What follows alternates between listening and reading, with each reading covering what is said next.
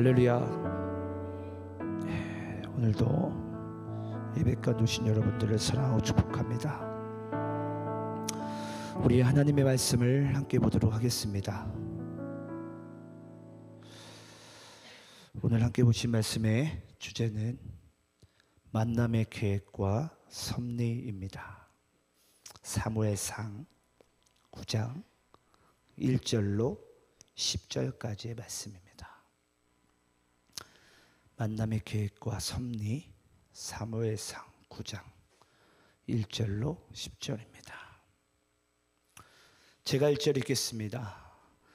베냐민 지파와 기스라 이름하는 유력한 사람이 있으니 그는 아비엘의 아들이요 스롤의 손자요 베고랏의 증손이요 아비야의 현손이며 베냐민 사람이더라. 기스에서 아들이 있으니 그의 이름은 사울이요 준수한 소년이라. 이스라엘 자손 중에 그보다 더 준수한 자가 없고 키는 모든 백성보다 어깨 위만큼 더 컸더라. 사울의 아버지 기스가 암나기들을 잃고 그의 아들 사울에게 이르되 너는 일어나 한 사환을 데리고 가서 암나기들을 찾으라 하매 그가 에브라임 산지와 시알시라 찾지 못하고 사알림 땅으로 두루 다녀 보았으나 그곳에는 없었고 베냐민 사람의 땅으로 두루 다녀 보았으나 찾지 못하니라. 그들이 숲 땅에 이른 때에 사울이 함께 가던 사환에게 이르되 돌아가자. 내 아버지께서 암나기 생각은 고사하고 우리를 위하여 걱정하실까 두려워하노라 하니 그가 대답하되 보소서 이 성읍에 하나님의 사람이 있는데 존경을 받는 사람이라. 그가 말한 것은 반드시 다 응하나니 그리로 가사이다. 그가 혹 우리가 갈 길을 가르쳐 줄까 하나이다 하는지라. 사울이 그의 사환에게 이르되 우리가 가면 그 사람에게 무엇을 드리겠느냐? 우리 주머니에 먹을 것이 다였으니 하나님의 사람에게 드릴 예물이 없도다. 무엇이 있느냐 하니 사환이 사울에게 다시 대답하여 이르되 보소서 내 손에 은 한 세겔의 4분의 1이 있으니 하나님의 사람에게 드려 우리 길을 가르쳐 달라 하겠나이다 하더라. 옛적에 이스라엘의 사람이 하나님께 가서 물으려 하면 말하기를 선견자에게로 가자 하였으니 지금 선지자 하라는 자를 옛적에는 선견자라 일컬었더라. 사울이 그의 사환에게 이르되 내 말이 옳다. 가자 하고 그들이 하나님의 사람이 있는 성읍으로 가니라. 아멘. 자, 오늘은 우리가 사무엘상 9장 1절로 10절. 우리가 말씀은 10절까지 읽었지만 말씀 전체를 다루겠는데요. 만남의 계획과 섭리에 대한 말씀을 가지고 은혜 받는 귀한 시간 되기를 소망합니다. 우리가 지난주 사무엘상 8장에서 사무엘이 벌써 나이가 늙었어요.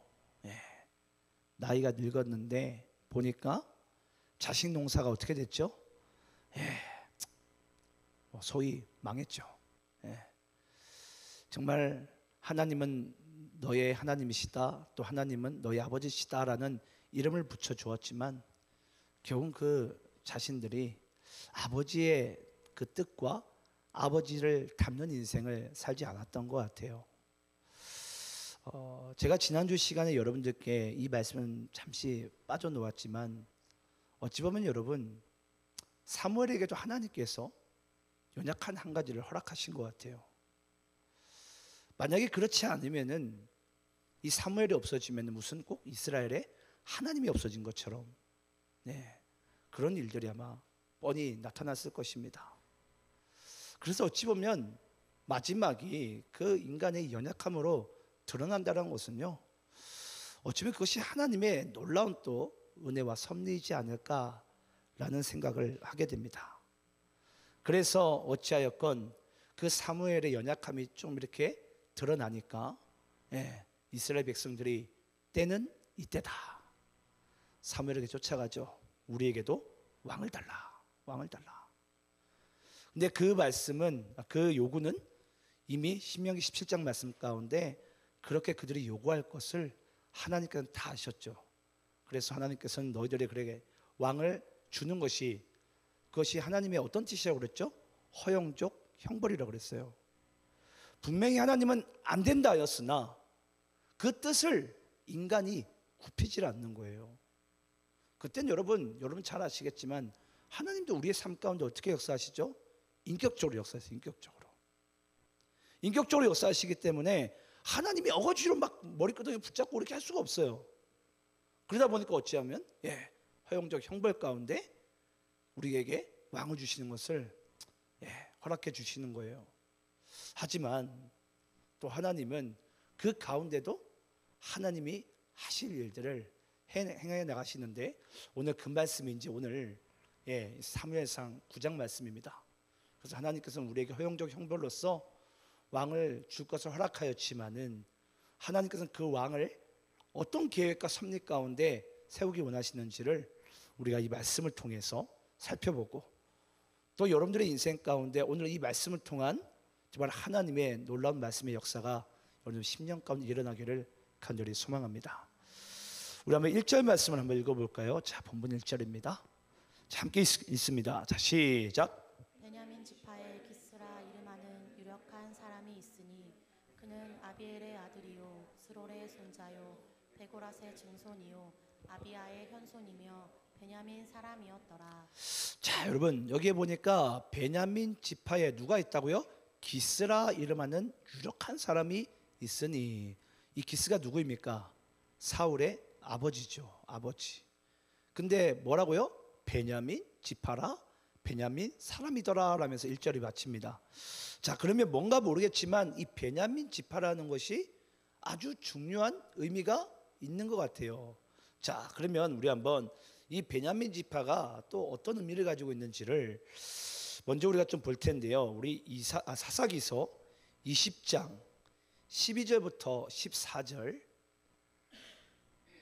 그리고 46절부터 47절까지 볼 텐데요. 먼저 12절부터 14절까지 교독하면서 있습니다.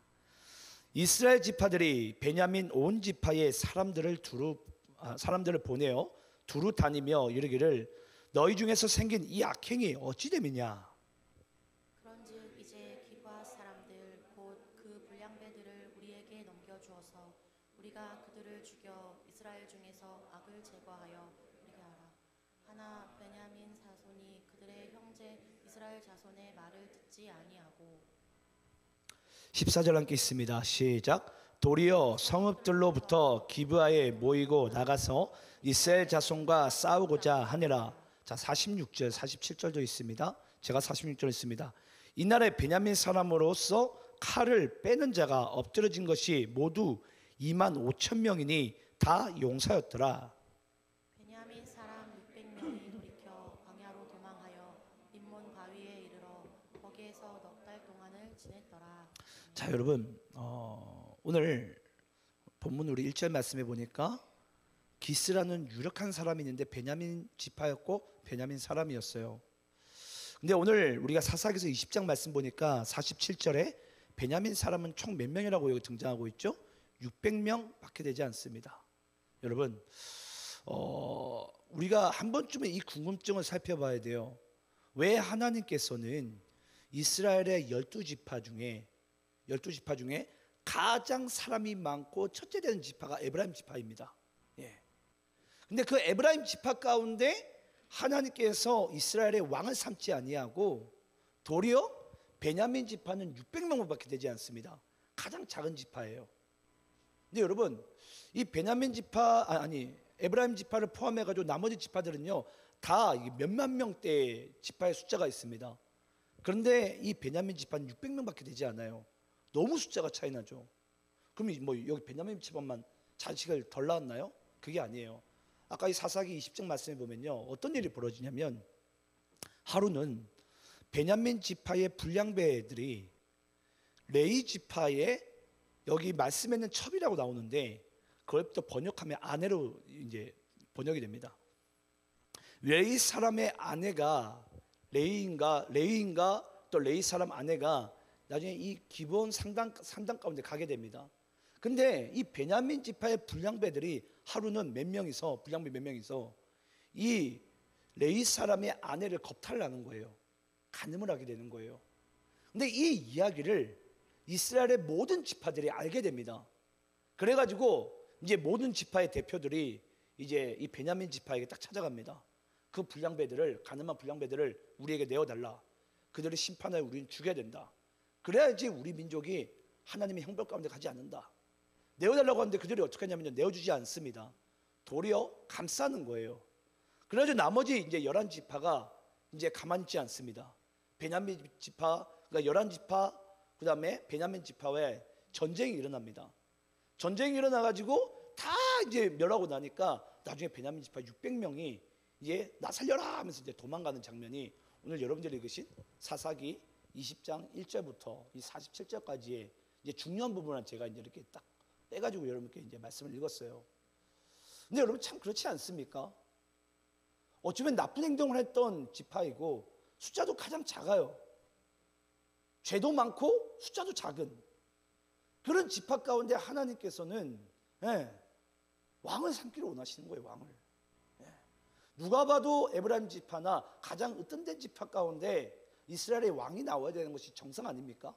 확률적으로만 보더라도 거기에 더 많은 유력한 후보들이 더 많지 않겠습니까? 그런데 하나님은요 참 이상해요. 그 지파들 가운데 그 에브라임 지파도 아니고 다른 지파도 아닌 베냐민 지파에서 하나님의 왕을 삼으려고 하시는 거예요. 여러분 잘 아시겠지만 다윗의 아버지 이름이 뭐죠? 이새죠. 이새. 근데 이새의 첫째 아들 이름이 뭡니까? 엘리압이죠.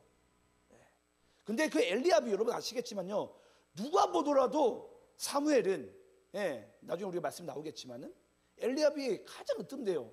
이새 아들 중에. 근데 도리어 하나님의 마음은 누구한테 향하고 있죠? 가장 어리고, 이런 표현이 맞는지 모르겠어요.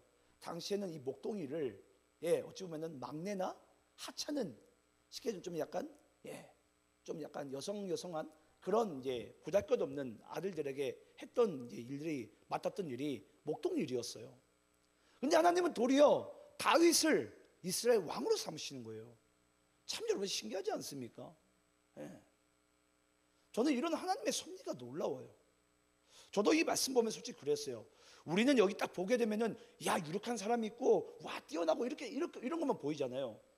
실제로 하지만 이 사울의 배경은 그렇게 좋은 지파가 아니고 그렇게 뛰어난 가문도 아닙니다. 그나마 600명 남은 그 지파 중에 그나마 나은 가문이고 그나마 나은 인물이 사울이에요. 참 저는 이런 걸 보면서 참 하나님의 놀라운 섭리를 깨닫게 돼요. 아 그렇구나. 하나님이 여기 서 있는 이상철 목사도 그런 식으로 주님께서 택하시고 부르셨구나. 누가 보더라도 저보다도 훨씬 훌륭한 목사감이 많은데, 목회자감이 많은데 저 같은 이런 사람을 세우는 거예요. 솔직히 그렇지 않겠습니까? 만약 제 얼굴이 만약 장동건이면 우리 아마 여성분들 은혜를 못 받을 거예요. 와, 목사님 어떻게 잘생겼을까? 잘생겼을까 하면 예배가 끝날 거예요. 근데 일단 뭐 봐줄만 하고, 뭐 은혜가 떨어지는 얼굴은 아니니까 말씀만 집중되는 거예요. 이제 말씀만. 이 아멘하면 이게 좋은 건지 안 좋은 건지 모르겠지만, 아무튼 그렇습니다. 그래서 저는 제 생긴 걸 은혜스러운 얼굴이다. 은혜스러운 얼굴이다. 아멘 소리가 상당히 크네요. 아무튼 그래서 저는 감사해요. 은혜스러운 얼굴이구나. 하나님께서는 정말 우리가 보기에 보잘것없고 가장 죄 많은 지파 가운데 하나님께서는 그 중에 하나님의 왕이 보이시는 거예요. 저는 그런 놀라운 은혜 가운데 누가 있다는 것입니까? 바로 내가 있다는 것입니다. 바로 내가. 나를 하나님께서 그렇게 택하셨구나. 자, 그러면서 우리 한번 2절 말씀 읽어볼까요? 자, 2절 말씀 함께 있습니다. 자, 시작. 기스에서 아들이 있으니 그의 이름은 사울이요 준수한 소년이라. 이스라엘 자손 중에 그보다 더 준수한 자가 없고 그는 모든 백성보다 어깨 위만큼 더 컸더라. 자, 여러분 2절 말씀에 보니까 이 기스의 아들이 있으니 그의 이름은 무엇입니까? 사울입니다. 근데 이 사울이 보니까 여기에 준수한데 뭘 가장 여기서 부각시키고 있죠? 그는 키가 모든 백성보다 어깨 위만큼 컸더라. 제가 본 성신 형제보다 조금 작았던 것 같아요. 예. 그래서 모든 백성보다 어깨 위만큼 더 컸더라. 예, 상당히 컸던 것 같아요. 근데 여러분, 왜 그 베냐민 집합 가운데 그 중에서도 그래도 하나님께서는 보잘것없는 사람이 아니라 그나마 키 큰 사람 뽑았어요. 키 큰 사람을. 자, 여러분, 왜 하나님께서 키 큰 사울을 왜 뽑으셨죠? 왜 뽑았습니까? 제가 사울이라는 이름의 뜻에 대해서 여러분께 한번 말씀드린 적이 있어요. 사울이라는 이 이름 뜻이 뭐라고 그랬죠? 백성이 하나님께 왕을 구하다라는 것이 이 사울의 이름의 뜻이에요. 예, 지난주 마지막 시간에 말씀드렸었는데 다 까먹으신 것 같아요. 예, 사울의 이름의 뜻이 백성이 하나님께 왕을 구하다라는 것이 사울이라는 그 이름의 뜻이에요. 근데 여러분, 이스라엘 백성이 왜 하나님께 왕을 구했죠? 왜 왕을 구했습니까? 왜 구했죠? 이러시면 안 되는데 또 상당히 또 골치 아픕니다. 왜 왕을 구했냐면 제가 시내산 얘기를 여러분께 말씀드리면서 그들이 왜 금송아지를 만들었습니까? 모세가 보이지 않자. 그래서 지금 이 사무엘이 이제 어찌 보면 그 말년에 살짝 뒤로 퇴보한 가운데 이제 그들에게 이제 쉽게 얘기하자면 하나님이 흐리흐리하게 보이기 시작하는 거예요. 쉽게 얘기하면 보이지 않는 거예요. 그러니까 그들이 왕을 내어달라는 것은 우리에게도 눈에 띄는 왕을 보여달라는 거예요. 내어달라는 거예요. 그래서 하나님 입장에서는 그들의 눈에 맞으려면 어떻게 됩니까? 그들 눈에 잘 띄어야 돼요. 잘 띄어야 돼요. 그래서 이 사울이라는 자가 이스라엘의 모든 백성들보다도 어깨 위만큼 키가 큽니다. 뭐 하기 위해서? 이스라엘 모든 백성들이 눈에 띄는 자가 되기 위해서. 그래서 키 큰 사람을 뽑습니다. 키 큰 사람을. 예. 그래서 참 일단 키는 크고 봐야 되는 것 같아요. 키는. 저도 뭐 한 190 조금 모자라는데 아무튼 그래요. 예. 키는 커야 돼요. 키는. 그래서 어찌됐건 하나님께서는 이 사울을 키가 크다라는 것을 이제 우리에게 부각시키면서 왕으로 뽑았다. 그것이 바로 너희들이 눈에 보이는 드러나는 그 왕을 너희들이 구하지 않았냐라고 얘기하면서 이 사울을 이제 뽑게 됩니다. 자, 그러면서 이제 하나님께서 어찌됐건 왕을 세우는 것은 허용적 형벌인데, 그러면 하나님은 이 사울을 어떤 방식으로 왕을 세워져 나가는지를 그 방법을 한번 우리가 좀 보겠습니다. 우리 한번 3절 말씀 한번 읽어볼게요. 자, 갑자기 어떤 이제 스토리가 등장하게 됩니다. 3절 있습니다. 시작. 사울의 아버지 기스가 암나기들을 잃고 그의 아들 사울에게 이르되 너는 일어나 한 사환을 데리고 가서 암나기들을 찾으라 하매. 자, 하나님께서 허용적 형벌 가운데 이 사울을 왕을 세우는 방법을 지금 우리에게 말씀하고 있는데요. 갑자기 참 불현듯 너무 신기합니다. 왜 왕을 꼭 세워야 될 때 이런 일이 벌어졌는지 모르겠지만 사울의 아버지 기스가 암나기들을 잃었어요. 갑자기 어느 날. 근데 그때가 또 때마침 또 하나님께서 사울을 왕으로 세우길 원하신 때예요. 그러면서 그 기스가 아들 사울에게 뭐라고 얘기합니까? 너는 가서 한 사환을 데리고 나가서 암나기들을 찾아오라. 자, 여러분 참 재밌습니다. 이 아버지 기스가요, 사울 혼자 보내지 않고 한 사환, 종을 얘기합니다. 종을 가지고 데리고서 암나기를 찾아오라고 얘기합니다. 근데 여러분, 여기서 이 사환이 조금 이따 이제 말씀 나누겠지만 이제 나중에 이 사무엘을 만나는 데 있어서 엄청난 이 사울의 인생의 왕이 될 수 있는 엄청난 분기점 역할을 하게 돼요. 제가 이걸 보면서 솔직히 그랬어요. 우리의 인생 가운데 여러분 가장 중요한 것은 이 만남의 축복이에요. 만남의 축복. 만약에 저는 우리 그리스도인들이 또는 우리 예수 믿는 부모들이 자녀를 위해서 기도할 수 있는, 내 배우자를 위해서, 나의 가장 소중한 사람을 위해서 기도할 수 있는 가장 중요한 기도 제목이 있다면 저는 만남의 축복을 위해서 여러분 기도해 주시기 바랍니다. 우리가 만남의 축복 가운데 가장 먼저 얻은 축복이 무엇입니까? 우리가 그리스도를 만난 거예요. 여러분이 우리에게 이거보다 더한 것이 있습니까? 내 인생 가운데 그리스도를 만난 것보다 더 소중한 것이 있습니까? 없어요. 예. 그러면서 내 인생 가운데 또 가장 또 만남의 큰 축복 중에 하나가 무엇입니까? 바로 내 가족이에요. 가족. 네. 또 내 배우자. 또 내 자녀. 얼마나 얼마나 좀 여러분 축복입니까? 여러분 혹시 이거에 대해서 여러분 혹시 감사한 적 있습니까? 말할 수 없는 감사함이에요. 말할 수 없는 감사함. 예. 그러면서 우리가 인생을 살아가면서 이제 가족을 만나게 되고, 그러면서 또 친구를 만나게 됩니다. 또 스승을 만나게 됩니다. 또 리더를 만나게 됩니다. 여러분 이런 수많은 과정, 이제 우리의 인생 그 과정 가운데 만남을 통한 그 하나님의 놀라운 축복들이 결국은 우리 이 한 사람의 인생을 변화시켜 나가요. 바꿔 나가요. 그래서 그 사람의 인생은 여러분 다른 게 아닙니다. 누굴 만나고 누굴 관계하는지 보면요, 그 사람의 인생의 마지막이 보입니다. 근데 그 사람이 지금 누굴 만나고 누굴 하는지에 따라서 여러분 지금은 우리가 보기에는 잘 사는 것 같고 착하게 보이는 것 같아도요, 여러분 그 관계한 사람이 하나님의 뜻에 부합되지 않으면 그 마지막은 여러분 안 봐도 뻔해요. 그래서 우리 인생의 가장 중요한 것은 여러분 바로 만남의 축복이에요. 근데 하나님께서는 먼저는 이 사무엘을 만나기 위해서 지금 누굴 사용하고 계세요? 사환을 사용하고 있는 거예요. 사환을.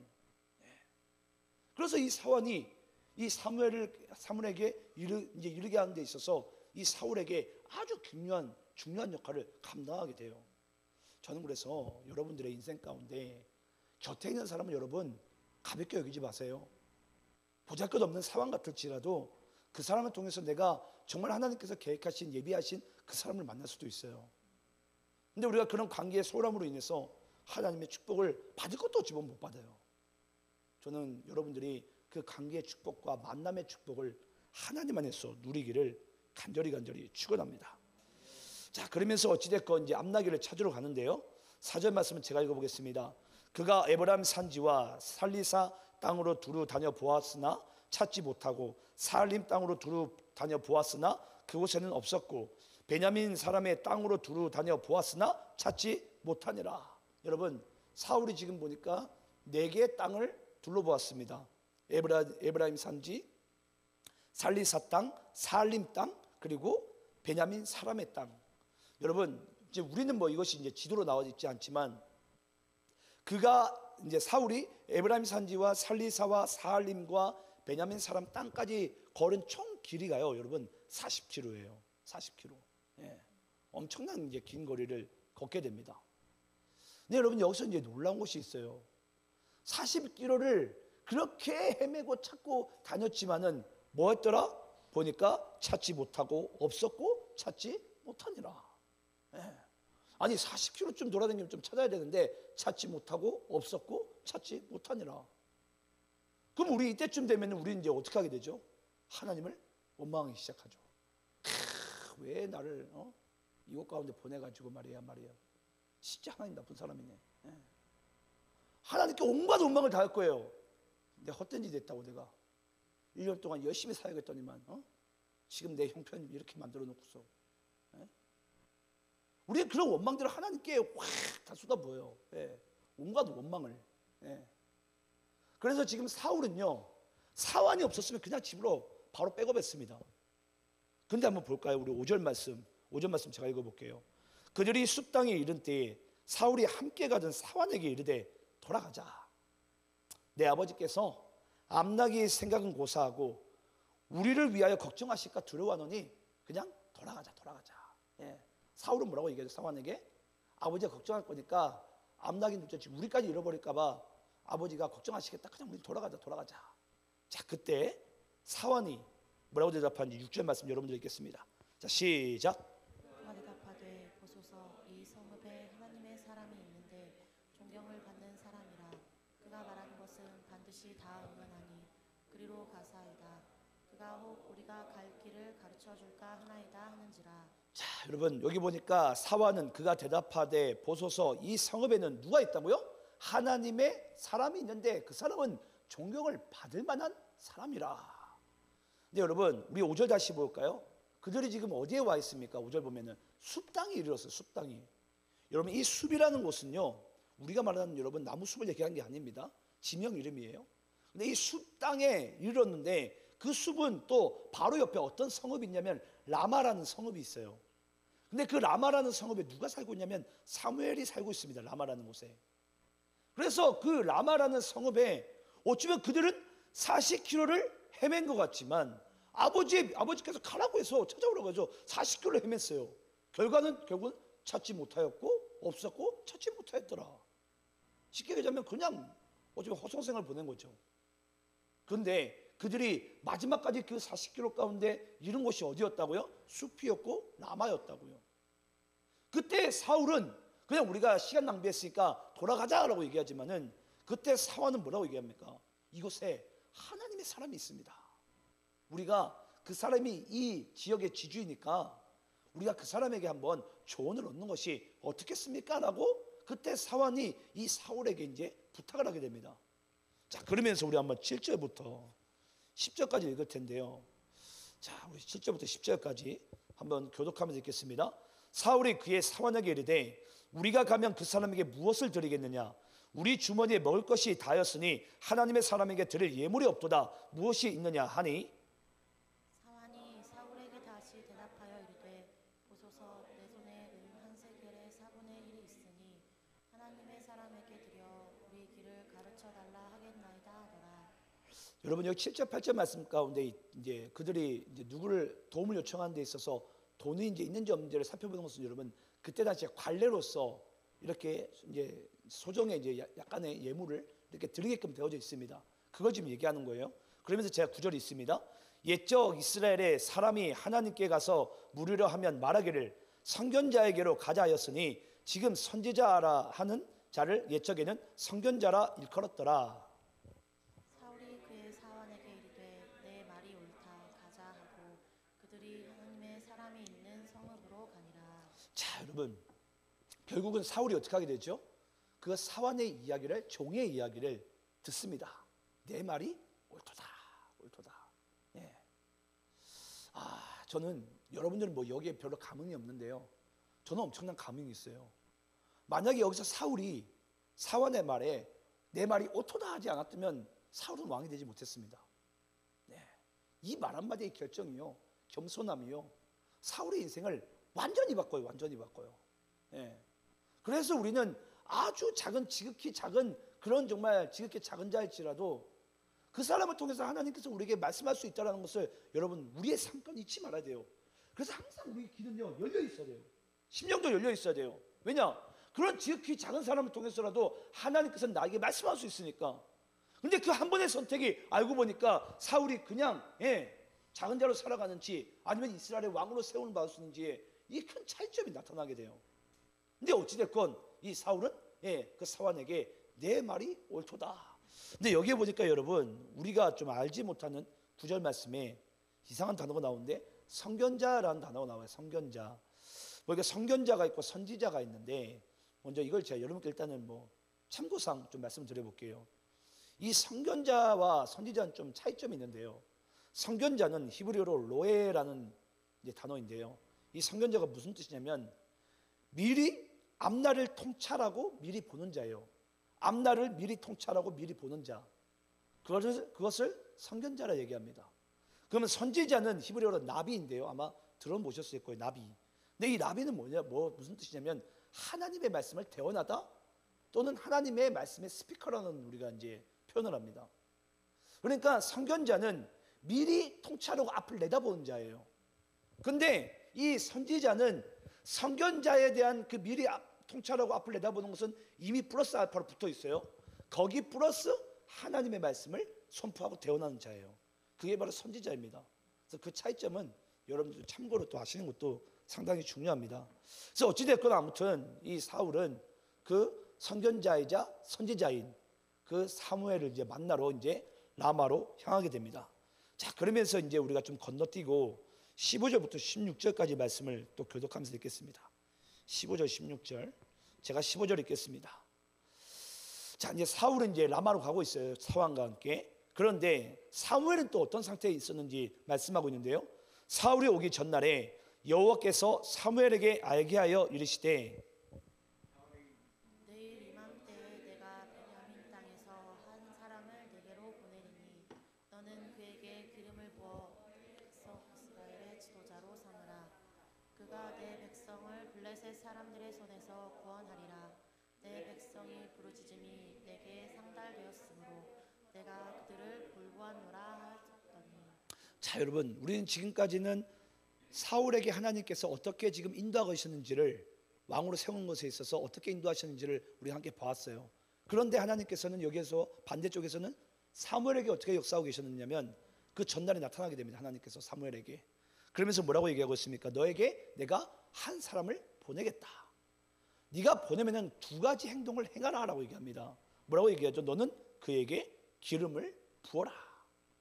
그리고 또 뭐라고 하죠? 너는 그를 이스라엘의 지도자로 삼으라. 근데 여기에 보니까 여러분, 너는 그에게 기름을 부어서 네 지도자로 삼으라. 왜냐? 그가 내 백성을 구원하리라. 여러분, 여기서 중요한 단어가 두 가지가 나오죠. 기름을 부으라, 그가 내 백성을 구원하리라. 여러분, 이 기름을 부으라는 것이 우리가 잘 아시겠지만은 이것이 나중에 이제 우리가 신약에서는 기름 부음을 받은 자, 예수를 얘기하죠. 또 내 백성을 구원할 자, 이 또한 예수를 얘기하죠. 그래서 우리는요, 여러분, 이것이 단지 하나님께서 허용적 형벌에 의해서만 이스라엘의 왕을 주신 사건이 아니라 결국은 하나님은 그걸 통해서라도 우리가 메시아를, 하나님을 간절히 구하기를 주님께서 지금 간절히 원하시는 거예요. 저는 이런 걸 볼 때마다 저는 몸소리를 치면서 이 말씀 봤어요. 야, 그렇구나.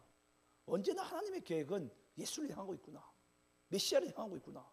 우리는 우리의 눈에 보이는 그 우상 같은 우리 왕을 지금 우리는 쫓고 있는데 하나님은 그 속에서도 하나님이 하실 일을 신실하게 행하시는 거예요.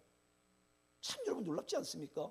인간의 죄악 가운데도 신실하게 주님의 그 언약의 말씀을 이루어 나가시는 그 하나님이야말로 정말 우리에게 진정한 하나님이 되신 줄 믿습니다. 자, 그러면서 우리 19절 말씀 한번 읽어볼까요?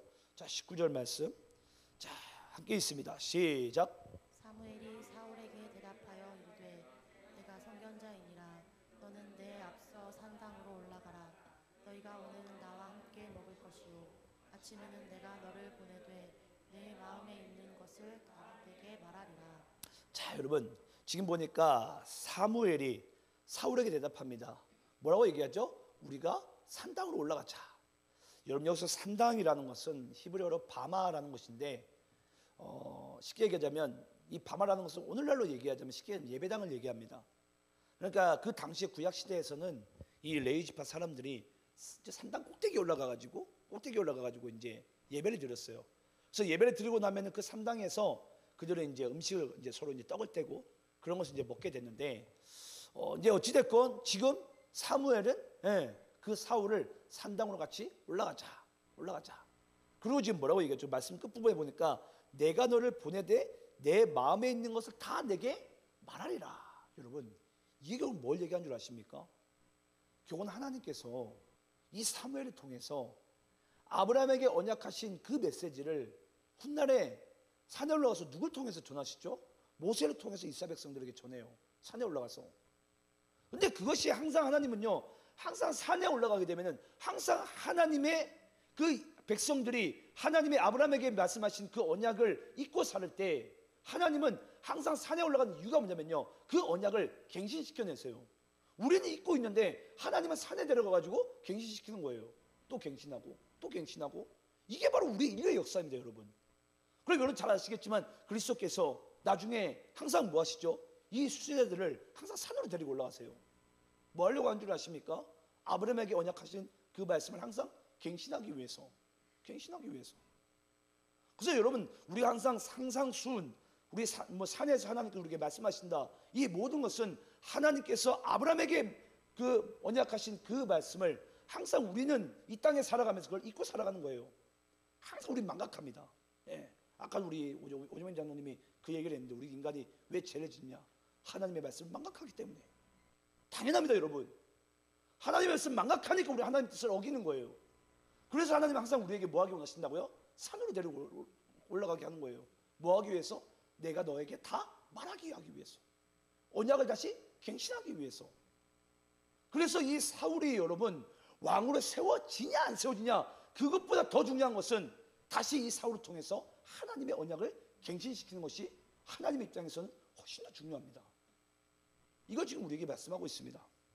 자, 그러면서 22절 말씀 또 제가 읽겠습니다.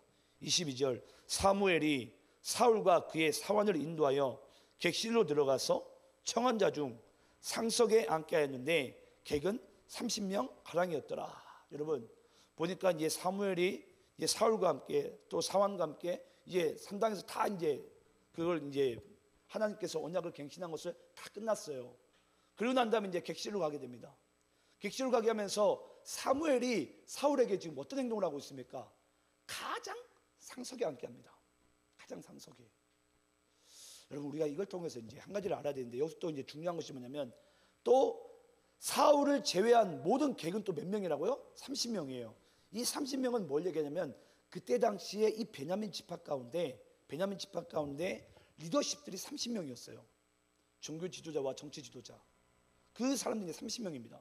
그 30명이 함께 앉아 있는데 거기에서 누굴 가장 상석에 앉게 한다고요? 사울을. 그러니까 지금 쉽게 얘기하자면 지금 사무엘은 지금 사울에게 뭘 행하고 있습니까? 왕의 대접을 하고 있는 거예요. 왕의 인정함을 하고 있는 거예요. 뭐 여러분들 그냥 들을 수 있어요. 근데 여러분 이것이 엄청난 중요한 의미가 있는데 제가 조금 더 말씀드릴 텐데요. 우리 23절 24절 말씀 마저 읽고 제가 말씀드리도록 하겠습니다. 제가 23절 제가 읽겠습니다. 사무엘이 요리인에게 이르되 내가 내게 주며 내게 두라고 말한 그 부분을 가져오라. 요리인이 넓적다리와 그것에 붙은 것을 가져다가 사울 앞에 놓는지라. 사무엘이 이르되 보라 무엇던 것이니 내 앞에 놓고 먹으라. 내가 백성을 청할 때부터 너를 위하여 이것을 두고 이 때를 기다리게 하였느니라. 그날에 사울이 사무엘과 함께 먹으니라.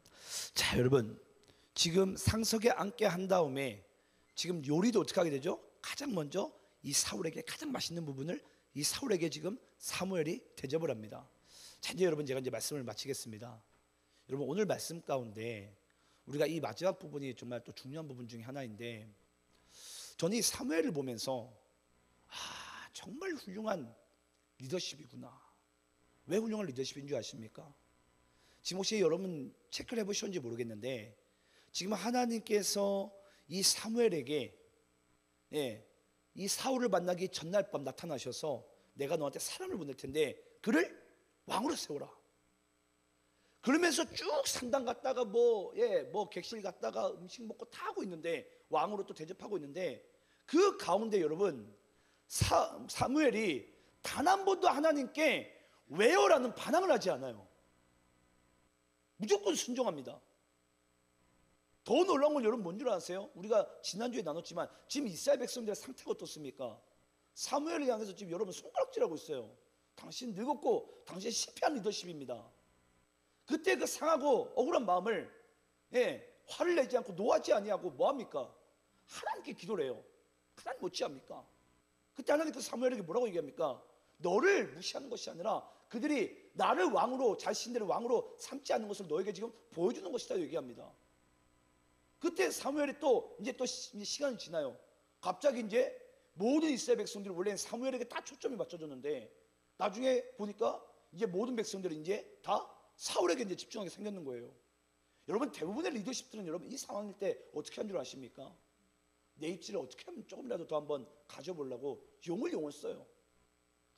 저 후계자를 내가 더 그래도 리더십인데. 그러면서 하나님 앞에 반항을 하겠죠. 왜 하필이면 베냐민 지파 사람입니까? 왜 하필이면 저렇게 용모가 뛰어난 사람들이 거치면 우상거리가 될 만한 저 사울입니까? 하나님 앞에 사무엘이 충분히 항변하고 하나님 앞에 따질만 해요. 하지만 사무엘은 그렇게 행동하지 않아요. 하나님이 이렇게 하라면 저렇게 하고요. 이렇게 하면 이렇게 하고 너 대신에 그 사람을 리더로 세우라면 리더로 세우는 거예요. 제가 이걸 통해서 한 가지 제가 알게 된 사건이 있습니다. 훌륭한 리더십 밑에 훌륭한 지도자가 탄생되는구나. 여러분 오늘 말씀의 주제가 만남의 계획과 섭리예요. 저는 여러분들이 이제 우리가 한 해를 또 저물어 가고 또 우리는 지금 이제 사무엘상 말씀을 주일 저녁마다 나누고 있는데요. 제가 말씀을 보면서 정말 은혜가 되는 부분들이 그거예요. 하나님께서는 작은 한 사람 한 사람도 여러분 하나님께서 다 이렇게 움직이시고 조종하시고 만나게 하시고 계획 가운데 걸어가게 하시며 그 모든 가정들을 하나님께서 세밀하게 주님께서 다 역사하시더라고요. 그러면서 하나님의 전지전능함을 발견하게 됩니다. 저는 여러분들께 마지막으로 말씀을 마치면서 이런 말씀을 드리고 싶어요. 여러분들 삶 가운데 하나님이 하나님됨을 인정하시기 바랍니다. 하나님은요 우리의 삶 가운데 완전하게 역사하세요. 완전하게. 왜 하필이면 이랬을까? 왜 하필이면 하나님께서 나한테 이렇게 할까? 라는 40km라는 정말 그런 긴 정말 시간 동안 허비하고 낭비한 것 같아도 하나님은요 그 속에 하나님의 계획과 섭리를 숨겨 놓으시는 거예요. 오늘 우리가 이것을 하나님 앞으로 우리가 인정하고 여러분들의 인생의 주권을 주님 앞에 내어놓으며 정말 주님을 위해서 하나님을 위해서 살아가는 귀한 인생 살아가시기를 간절히 축원합니다.